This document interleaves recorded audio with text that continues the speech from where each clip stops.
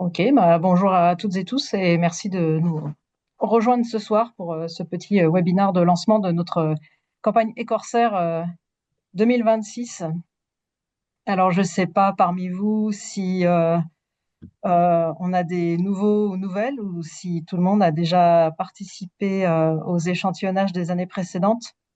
Mais on va faire une petite, super. On va faire une petite présentation pour vous expliquer un petit peu le projet, à quoi ça sert, comment participer. Et puis cette année, on a un petit focus sur les feux rouges, donc on va vous expliquer tout ça, comment ça fonctionne. Et ensuite, on aura un temps de questions, donc n'hésitez surtout pas s'il y a des choses qui sont pas claires ou des choses que vous comprenez pas. Je vais partager mon écran, mais du coup, je ne sais pas si j'ai. Ouais, Yann, faut que tu m'autorises.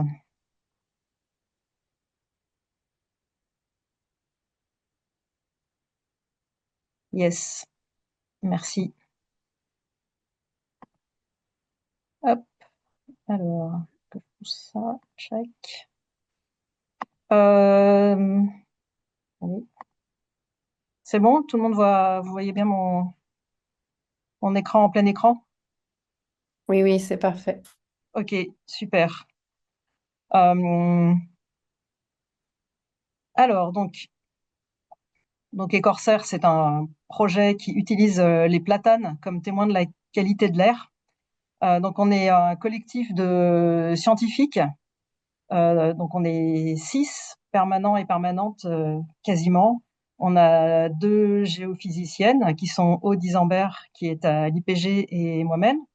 On a Laure Turcati qui est ingénieure de recherche, qui est écologue de formation et qui est très investie dans les sciences participatives.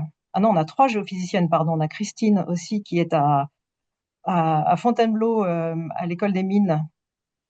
Yann Sivry qui est géochimiste à l'IPGP et Emma Véron donc, qui nous a rejoint cette année et qui est médiatrice scientifique à Sorbonne Université. Et je pense qu'on est tous et toutes là. Donc si vous avez des questions plus particulières sur un aspect ou l'autre du projet, vous pourrez nous les poser. Donc un petit mot de mise en contexte. Donc les polluants, les principaux polluants dans l'air, on va pouvoir les diviser en 2 catégories. On a les gaz polluants, les particules polluantes. Alors le projet Corsair ne permet pas d'avoir accès au gaz, à la pollution des gaz. Par contre, on vise plus particulièrement les particules polluantes, donc les PM10 qui sont donc les particules de 10 microns, les plus grosses, et ensuite les particules plus fines, PM2,5 et ultra fines, PM01. Donc là, vous voyez sur ce petit dessin à quoi ça correspond si on prend une loupe et puis si on compare à un cheveu, une bactérie, un globule rouge. Euh, et dans les particules polluantes, on a aussi bien sûr les métaux.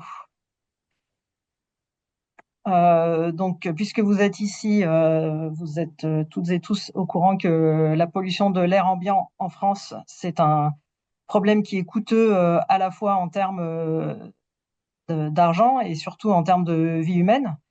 Donc les derniers chiffres sur lesquels on s'est basé proviennent d'un rapport du Sénat et puis un rapport de l'ANSES qui avait chiffré ce coût à 48 000 décès prématurés par an et 75 millions d'euros par an causés par la pollution au PM 2,5. Euh, et dans ce rapport de l'ANSES, on avait une quantification des émissions des PM 2,5, donc d'où viennent ces particules, ces PM 2,5, ces particules fines.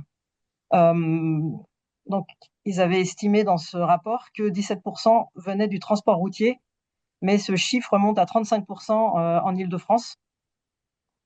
Et sinon, l'autre source d'émissions très importante, c'est tout ce qui est résidentiel, chauffage, etc. Donc, si on se base un peu sur les limites réglementaires, donc on a des limites européennes de concentration en PM2,5 et PM10. qui sont indiqués là sur le tableau. Donc 25 microgrammes par mètre cube pour les PM2,5, 40 pour les PM10. Et vous voyez que les recommandations de l'OMS qui ont été abaissées en 2021 sont beaucoup, beaucoup plus faibles. Et donc, par conséquent, la limite des recommandations de l'OMS, elle est excédée en Île-de-France pour quasiment la totalité des habitants en termes de concentration de PM2,5. Néanmoins, si on regarde ces données produites par Airparif, on voit que depuis 2011 à peu près, les concentrations de PM2,5 a tendance à diminuer, mais on est toujours quand même assez largement au-dessus des recommandations de l'OMS. Donc la pollution aux particules fines, alors plus les particules sont fines, plus elles sont dangereuses parce que plus elles vont pénétrer profondément dans les poumons et même pour les PM0,1 dans le système sanguin jusqu'au cerveau. Et donc les PM1 et les PM0,1, il n'y a pas de réglementation sur leur concentration. Voilà, il n'y a pas de limite réglementaire. Donc, le projet Corsair se base sur l'émission des particules qui viennent du trafic automobile, parce que on va échantillonner sur des arbres qui sont très près des routes. Donc, les particules qui sont émises par une voiture, d'où est-ce qu'elles viennent? Elles peuvent venir en gros de deux sources, soit de l'échappement, soit de phénomènes d'abrasion qui va être causé soit par le freinage, par l'embrayage, par tout ce qui va frotter en fait. Donc voilà, c'est à peu près plus ou moins moitié-moitié. Mais en tout cas, il y a une partie importante des particules fines d'origine automobile qui proviennent de tout ce qui est freinage et, abrasion. Alors, comment est-ce que ça fonctionne pour mesurer la pollution avec des écorces? Donc l'idée, c'est que les écorces qui se trouvent, les écorces des platanes qui se trouvent le long des rues, vont recevoir la poussière urbaine, donc émise principalement par les voitures. Et cette poussière, ces particules fines vont être captées en fait par l'écorce. Vous voyez sur la droite une image de microscopie électronique qui montre la structure alvéolée de l'écorce qui va pouvoir en fait bloquer les particules fines à l'intérieur de ces structures. Et donc cette poussière qui provient de l'échappement, de l'abrasion, va contenir des particules métalliques. Et comme on a des particules métalliques, elles sont riches en fer, elles vont posséder une signature magnétique spécifique qu'on va pouvoir mesurer avec des méthodes physiques. Donc vous voyez sur les graphes du bas, donc c'est des mesures qui ont été faites par l'équipe de Yann, notre géochimiste, qui montrent la concentration en fer par rapport à la susceptibilité magnétique. Donc ce qu'on va mesurer, nous, c'est la susceptibilité magnétique. Et vous voyez qu'on a une bonne corrélation entre la susceptibilité magnétique et la concentration en fer, bien sûr, mais aussi en nickel et en chrome. Donc, ce qu'on peut dire, c'est que les mesures d'aimantation de propriétés magnétiques, de susceptibilité magnétique, reflètent la concentration en particules métalliques. Et c'est une mesure qui est beaucoup plus facile et beaucoup moins chère à faire que des mesures chimiques, et beaucoup plus rapide aussi.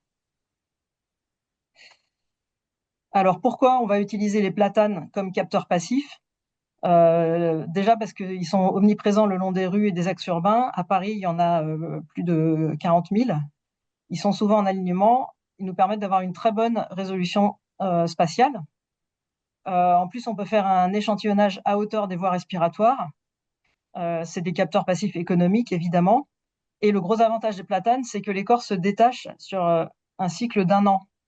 Donc, la première chose, c'est que ça va être sans dommage pour l'arbre. On va pouvoir enlever l'écorce sans que ça abîme l'arbre.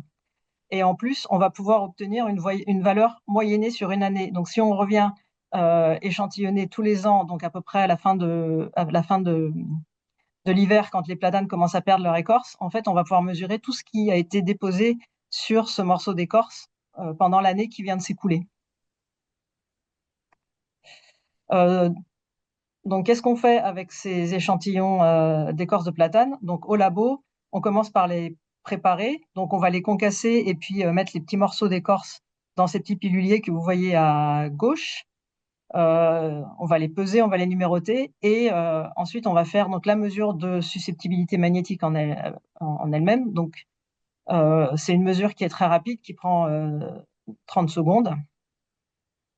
Donc, c'est quelque chose qui peut aller assez vite et donc ça nous permet de pouvoir traiter un assez grand nombre d'échantillons. Donc on a commencé ce projet en 2016 avec juste une équipe académique et puis en 2021 on a commencé à avoir des volontaires qui nous ont aidés pour les échantillonnages d'écorce de platane et en fait depuis 2021 ouais, 2021-2022 tous les ans les volontaires nous, nous envoie plusieurs centaines d'écorces, de morceaux d'écorce. Alors, je vais vous montrer tout de suite qu'est-ce qu'on fait avec. Euh, alors, pour participer, mais ça, on reviendra dessus peut-être à la fin, et puis on pourra l'expliquer plus en détail.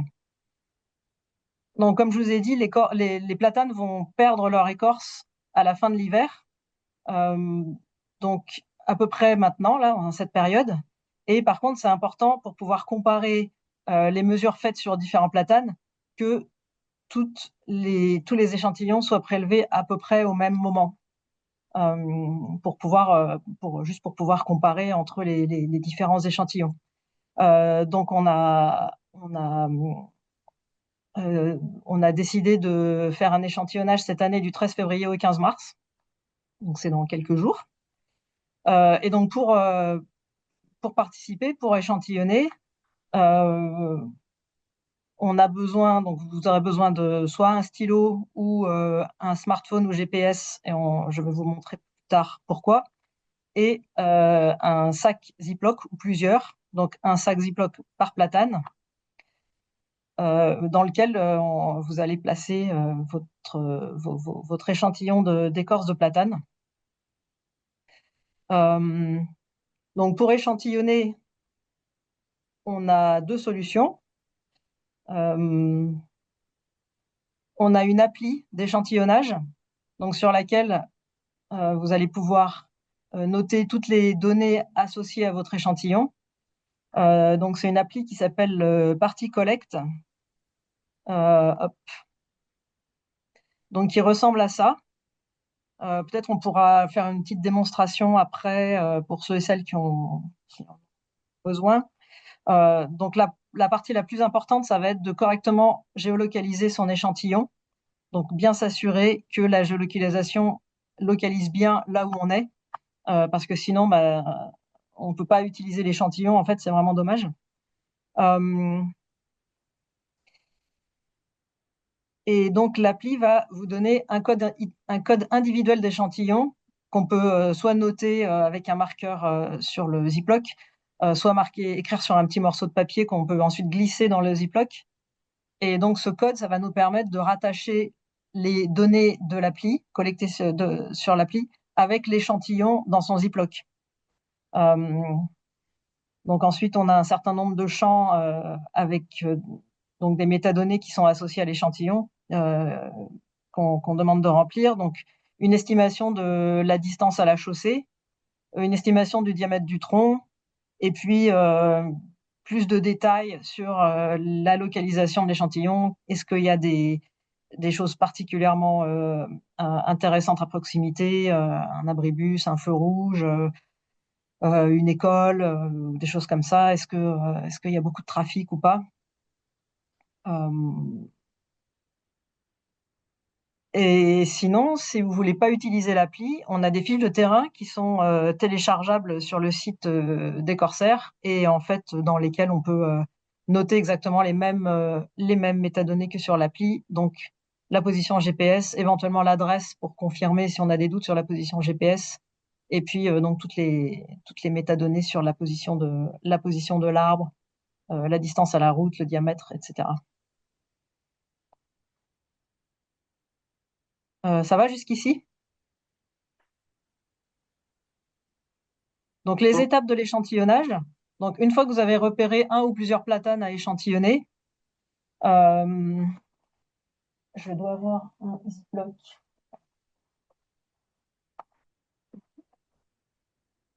C'est important d'essayer de ne, enfin, c'est important de ne pas toucher l'arbre avec ses doigts pour ne pas propager de maladie d'un platane à l'autre, en fait. Euh, donc, la meilleure méthode, c'est de prendre le Ziploc, de le retourner comme un gant, comme ça, et ensuite de détacher des petits morceaux d'écorce de platane à travers le Ziploc, avec la main à travers le Ziploc. Donc, idéalement, il faut que la totalité des morceaux, des fragments d'écorce de platane soit à peu près de la taille d'une une paume de main. Et donc, une fois que vous avez récupéré vos fragments d'écorce, eh ben, on remet le Ziploc dans le bon sens, en faisant attention à ce que tous les morceaux d'écorce ne tombent pas. Et puis, soit on glisse sa fiche de terrain remplie à l'intérieur, ou juste le numéro d'identification qui a été donné par l'appli, ou bien on écrit le numéro d'identification sur le Ziploc lui-même. Voilà, c'est assez simple. Les gens qui ont déjà participé pourront témoigner. Donc ça, c'est la partie échantillonnage. Alors, une fois qu'on a récupéré tous vos échantillons, à quoi ça sert tout ça? Donc, ils sont préparés, comme j'ai montré, au labo. On mesure leur susceptibilité magnétique, qui va donc refléter la concentration en particules métalliques. Et ça nous permet de faire une cartographie des mesures. Donc là, je vous montre juste pour montrer l'évolution du projet. Donc en 2016, le premier échantillonnage qu'on a fait donc, sur les bords de Seine, où on avait déjà pu identifier des endroits où on avait un signal particulièrement élevé. Alors ouais, donc l'échelle, c'est une échelle logarithmique, c'est-à-dire que là, vous voyez plusieurs couleurs. Entre deux couleurs, on va multiplier la susceptibilité par 10. OK? Donc, le vert foncé est 10 fois moins fort que le jaune foncé. Donc déjà, sur ces premières cartes, on pouvait voir que, par exemple, sur la voie Georges Pompidou, on avait des valeurs de susceptibilité très fortes. Et en effet, en 2016, on n'avait pas encore la piste cyclable qui a coupé un petit peu le trafic sur les voies Georges Pompidou. Et juste, je passe directement à la carte des mesures 2024. Donc en 2024, on avait des échantillons non seulement de Paris, mais aussi d'Île-de-France et aussi d'autres villes en dehors de la région Île-de-France qui ont commencé à nous arriver. Donc voilà, le projet s'est bien étendu. Et donc si on fait un petit zoom sur Paris, donc vous voyez que on a des points qui sont beaucoup plus éparpillés. Et on arrive toujours à identifier des endroits. Donc, on a des couleurs vraiment sombres qui sont particulièrement problématiques. Par exemple, du côté de la porte de Bagnolet, là, on avait des valeurs assez élevées. Donc, en 2024, c'est principalement les participants et participantes qui ont échantillonné, et donc qui ont échantillonné à des endroits qui sont intéressants pour eux. Donc près de là où ils habitent, là où ils travaillent. En 2025, on a beaucoup travaillé avec des associations en Île-de-France, des associations qui s'intéressent à la qualité de l'air. Donc on a eu pas mal de mesures en dehors de Paris. L'échelle, c'est toujours une échelle logarithmique. C'est la même échelle que sur les autres cartes. Ok, je vais passer là-dessus parce que c'est pas. Et donc en 2026, ce qu'on propose aux personnes qui savent pas trop où échantillonner, c'est de se concentrer sur les abords de feux de circulation parce que on aimerait bien connaître un peu mieux l'effet des feux de circulation sur les émissions de particules fines métalliques. Alors, on se dit qu'aux abords de feux de circulation, il va y avoir, ça va être probablement des zones de freinage, des zones d'accélération. Et donc, on se demande si on peut voir cet effet des zones de freinage et d'accélération euh, sur les susceptibilités magnétiques et éventuellement si ça peut nous aider à mieux identifier la source des particules fines qu'on mesure et qui se retrouvent donc sur les écorces de platane. Donc on a fait une petite adaptation de la fiche de terrain sur lequel vous pourrez noter. Alors Emma, tu me corriges si je dis n'importe quoi, hein. Euh, donc idéalement, ce serait bien euh, de d'échantillonner 5 arbres avant le feu, 5 arbres après le feu, si c'est possible. Donc, sur la fiche de terrain, vous pouvez entourer à quel arbre par rapport au feu est-ce que votre échantillon correspond.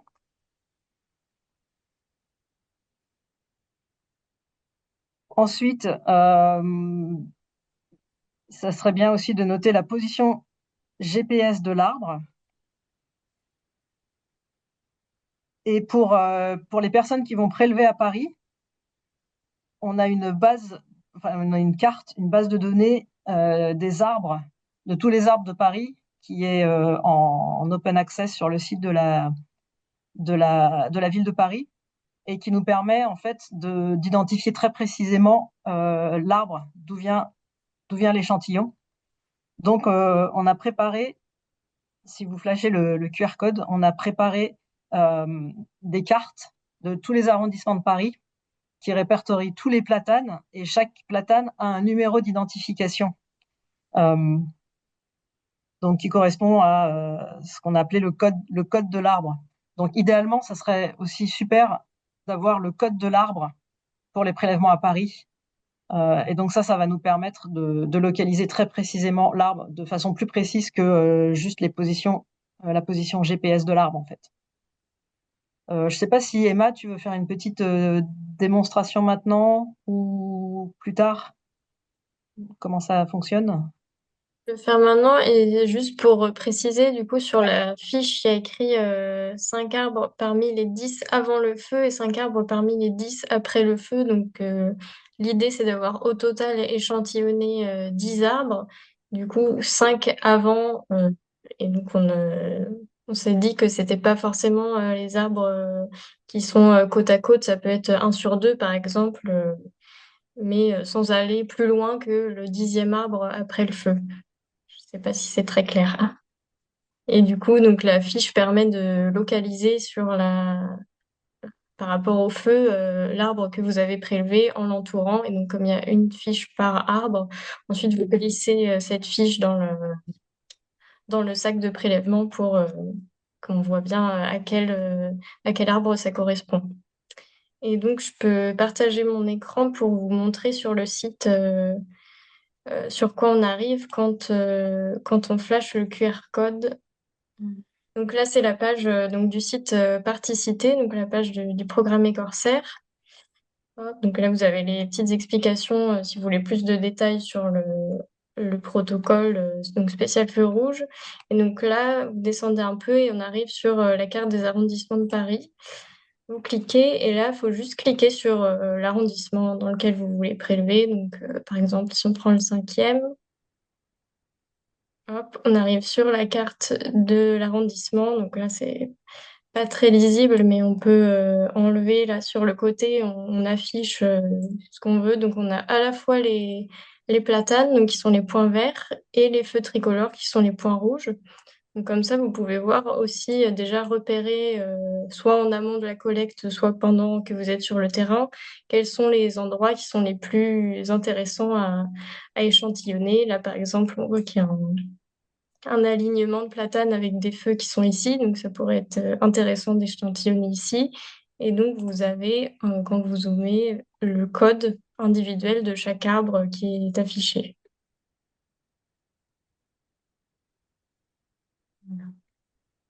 On peut peut-être faire une petite pause. On a plusieurs questions dans le Ouais. chat. Euh, mais tu pourrais peut-être continuer à partager. Alors, dans l'ordre. Euh, ouais, il y a des questions autour de la distance voilà, si par exemple le quatrième arbre, il est encore à 50 mètres du feu, est-ce que c'est encore pertinent? Et à l'inverse, le fait qu'en ville, on a parfois des feux rapprochés et peut-être qu'il n'y a pas 5 arbres entre deux feux. Donc, voilà, comment on fait? Ça me pose Peut-être. juste, bonjour, ça me posait juste problème si jamais il fallait entourer sur la fiche, si c'était le quatrième ou le cinquième arbre, mais en fait, il n'y a pas besoin d'entourer sur la fiche, du coup, je pense. Du coup, la question est moins pertinente, je pense. Euh, C'est moi qui l'ai posée pour entre deux feux. mais si, faut entourer sur la fiche. Ah oui. Oui. Alors moi, j'utilise l'application, alors je sais pas comment ça va être sur l'application. Alors, ouais, ça, on l'a peut-être pas précisé sur l'application. Enfin, on pourra pas cette année s'affranchir du fait de mettre la fiche spéciale feu rouge. Euh, Ah, d'accord. donc, il faudra doublonner, entre guillemets, l'appli qui reste utile parce qu'il y a un certain nombre de données qui seront déjà saisies, etc. Et puis, il y avait une autre question sur comment on fait pour éviter les doublons. L'appli, elle permet vraiment ça parce que comme ça, vous voyez les échantillons des autres personnes. Hmm. Euh, mais par contre, on n'a pas pu implémenter la spécificité de cette année avec les feux rouges dans l'appli. Donc, c'est pour ça qu'on a la petite fiche spécifique feu rouge qu'il faudra quand même remplir. Et oui, elle est téléchargeable. On l'a peut-être pas encore mis sur le site, la fiche. La fiche, si, elle est dans. Alors, je peux repartager si vous voulez.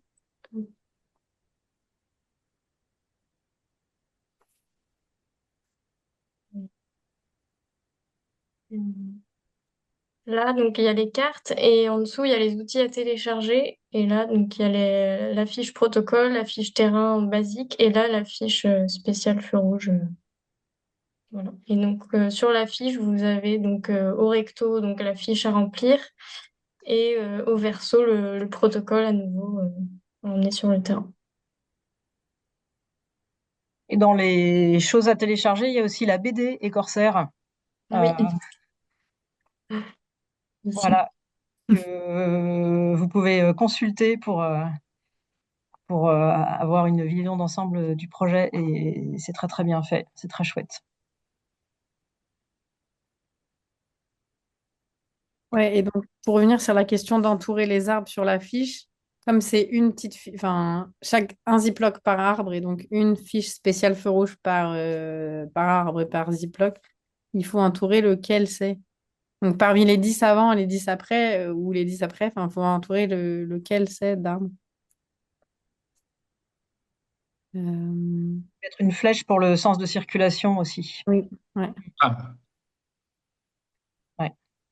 Et il y avait une question, oui, ce code par arbre, il existe que à Paris. Donc effectivement, si vous êtes en dehors de Paris, on n'a pas d'autre solution que d'utiliser les coordonnées GPS et d'espérer qu'ils soient aussi précis que possible. Mais voilà, comme à Paris, on a accès à cette base de données, on a autant s'en servir pour être plus précis. j'avais quelques questions, si c'est le moment, ou peut-être plutôt à la fin, si vous préférez. En fait, moi, Euh, ouais, bah, j'avais presque terminé. Juste d'accord. euh, une dernière chose importante, c'est que une fois que vous avez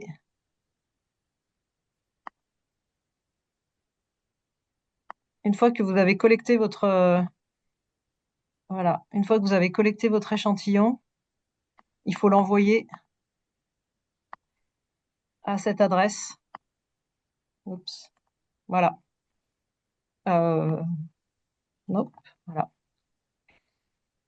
À l'IPGP, à l'Institut de physique du globe de Paris, 1 rue Jussieu, dans le 5e, ou si vous n'êtes pas loin, vous pouvez aussi les déposer à l'accueil. Mais voilà, c'est l'adresse pour la récupération des échantillons. Alors, c'est bien de les déposer assez rapidement après que vous les ayez pris si jamais on veut lancer l'analyse, qu'on ait déjà tous les échantillons avant de démarrer, quoi. Voilà. Et donc, pour s'informer, le site web de Particité, comme Emma vous a montré, il y a absolument tout ce qu'il faut dessus.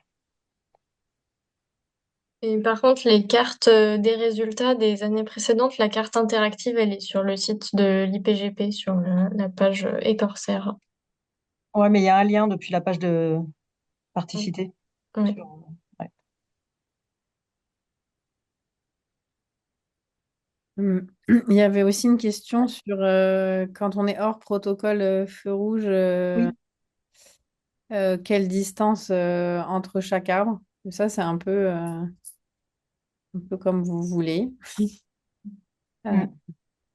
Sachant qu'il y a des précautions à prendre sur, voilà, pas d'agrafe, pas de tag, que parfois, selon le moment où vous passez, il y a certains arbres qui ont déjà plus d'écorce. Donc, parfois, vous allez pas avoir tant que ça le choix. Mm.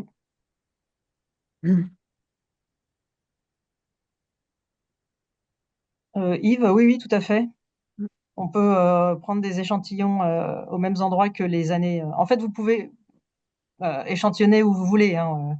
S'il y a des endroits qui vous intéressent particulièrement, évidemment, vous pouvez échantillonner là.